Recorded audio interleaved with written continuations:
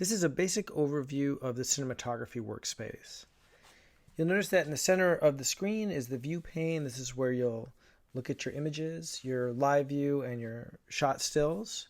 In the upper left-hand corner, we have a control for the background so that you can take it from black to white if you're shooting high key or something like that and you need a different background color.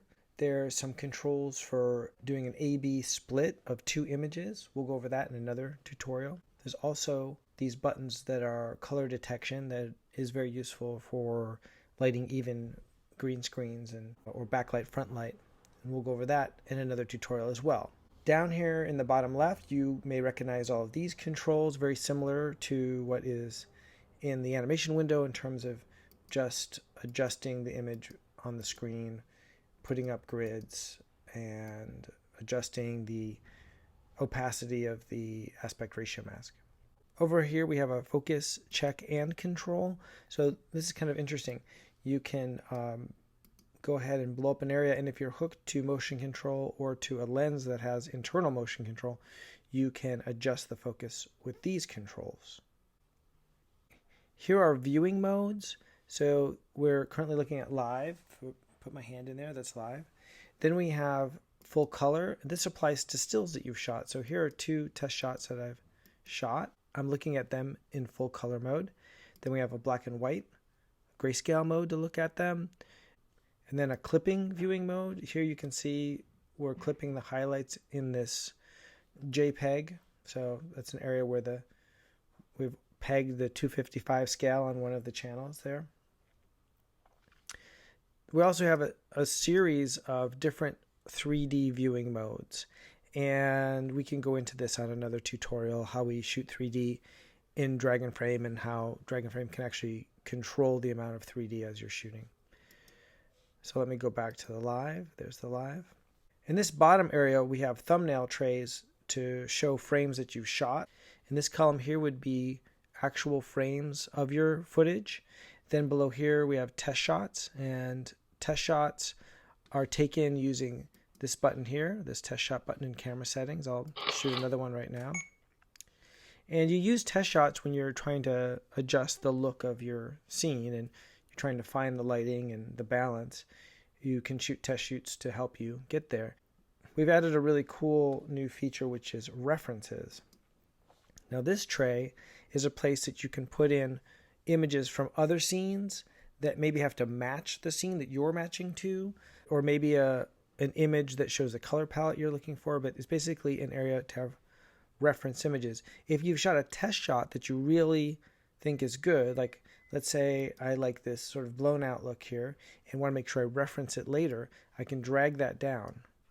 And the test shots and references stay with you through your scene. So even as you switch takes, the test shot tray and the reference tray stay the same. In the right-hand side, we have all of our separate control palettes for cinematography. The first ones you'll want to know are camera settings and image info. So I'm going to move camera settings up here and open up image info. The image info gives you a nice histogram that can be set to grayscale, or you can bring out different colors to the front, RGB.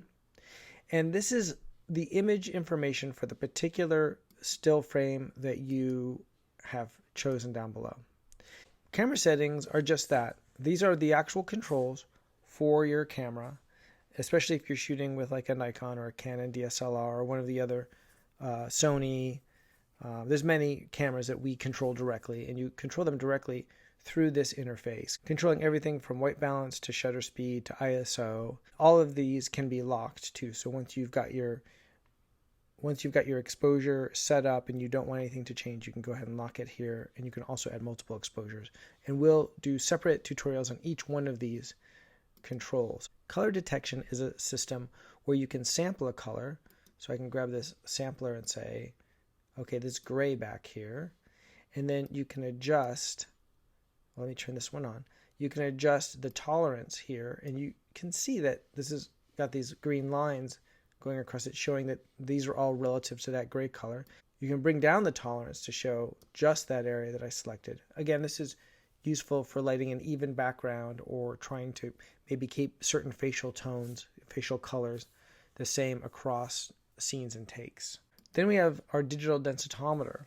This is used quite a bit, and it's a great way to see that the shots that are coming across from different stages are matching without having to have your monitor actually be matching, because you'll be able to take readings from different parts of an image shot on another stage that you bring into your reference area and the images that you're shooting now, and really be able to compare apples to apples. Next, we have color palettes. This is a new feature, and it will be interesting to see how people take advantage of this.